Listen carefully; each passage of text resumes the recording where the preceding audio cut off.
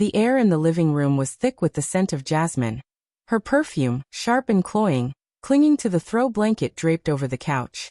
I stood frozen, my keys dangling in my hand, the front door still ajar behind me. The house was too quiet, save for the faint creak of the floorboards upstairs. My wife Lila wasn't supposed to be home. She'd texted me an hour ago, saying she was grabbing drinks with her close friends group, her lifeline she called them since our marriage started fraying after the divorce papers were half-drafted. So why was her perfume here, fresh and heavy, like she'd just walked through the room? My stomach churned, a mix of dread and denial. I wanted to call out, to shatter the silence, but my throat tightened.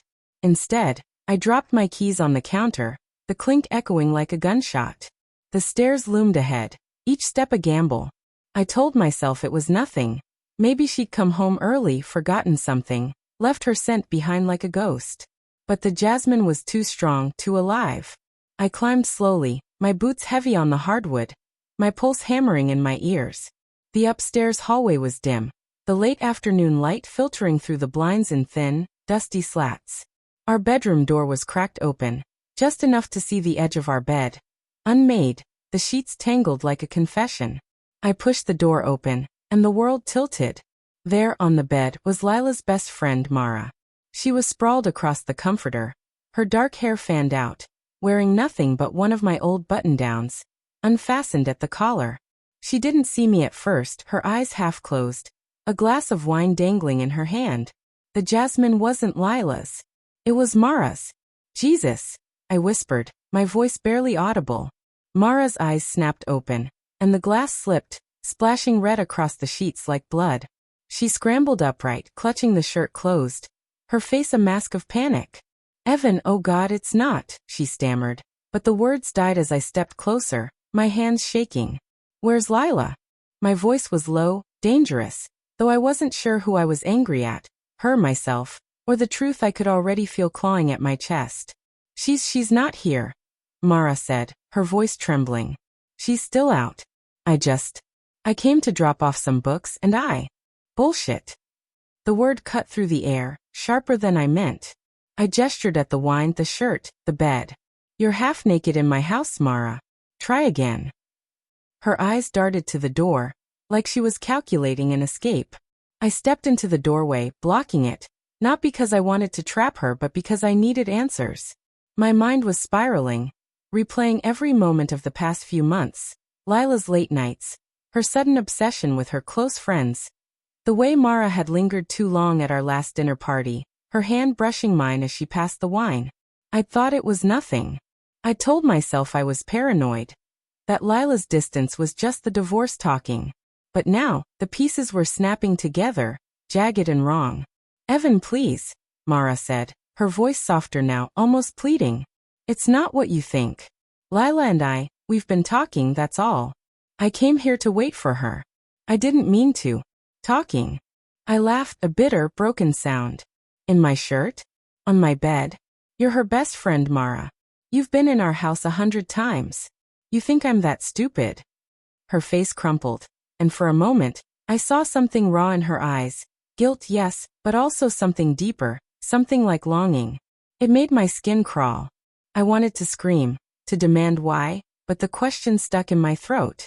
Instead, I turned and stormed downstairs, my boots pounding the steps, the jasmine scent chasing me like a ghost. In the kitchen, I grabbed my phone, my fingers trembling as I pulled up Lila's texts. The last one, sent at 5:47 p.m. Having a blast with the girls. Be home late. My vision blurred, and I gripped the counter, the granite cold under my palms. I wanted to believe her. I wanted to believe that Mara was just drunk, confused, that this was all a misunderstanding. But the perfume, the shirt, the wine, they were screaming the truth I'd been too blind to see. I scrolled through Lila's messages, searching for clues, my heart pounding so hard I thought it might crack my ribs.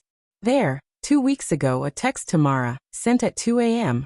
I can't stop thinking about you. My breath hitched. I scrolled further, my hands shaking so badly I nearly dropped the phone. Another from Mara, meet me tomorrow.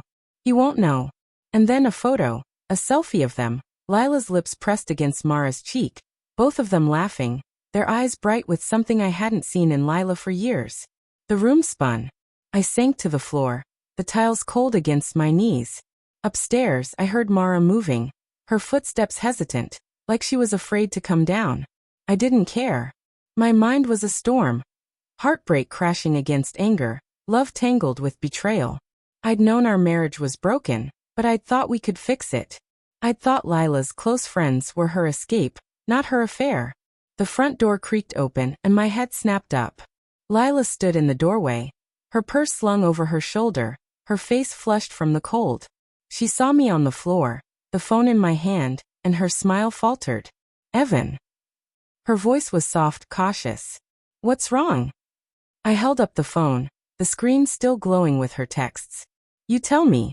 Her eyes widened, and for a moment, she looked like she might run. Then Mara appeared at the top of the stairs, still in my shirt, her face pale. Lila's gaze flicked between us, and I saw it. The moment she realized I knew. Her shoulders sagged and she whispered, "I didn't want you to find out like this." "Find out what?" I spat, standing now, my voice shaking. "That you're sleeping with your best friend? That you've been lying to me for months." "It's not that simple," Lila said, tears welling in her eyes.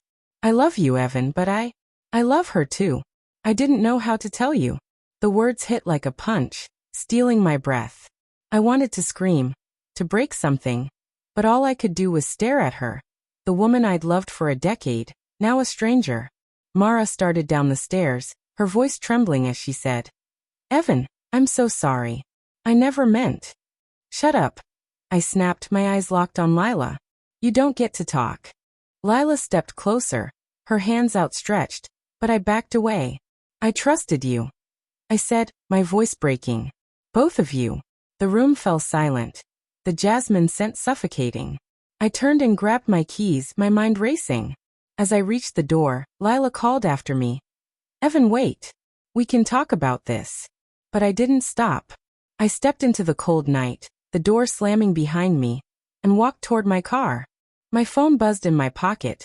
Lila, probably, or maybe Mara. I didn't check. Instead, I pulled it out and tossed it into the street, the screen shattering under the weight of a passing car. The betrayal wasn't just Lila's. It was Mara's too, and mine for not seeing it sooner. As I drove away, the city lights blurring through my tears, I realized the twist wasn't the affair. It was the part of me that still loved her, even now, and the part that wondered if I could ever trust anyone again.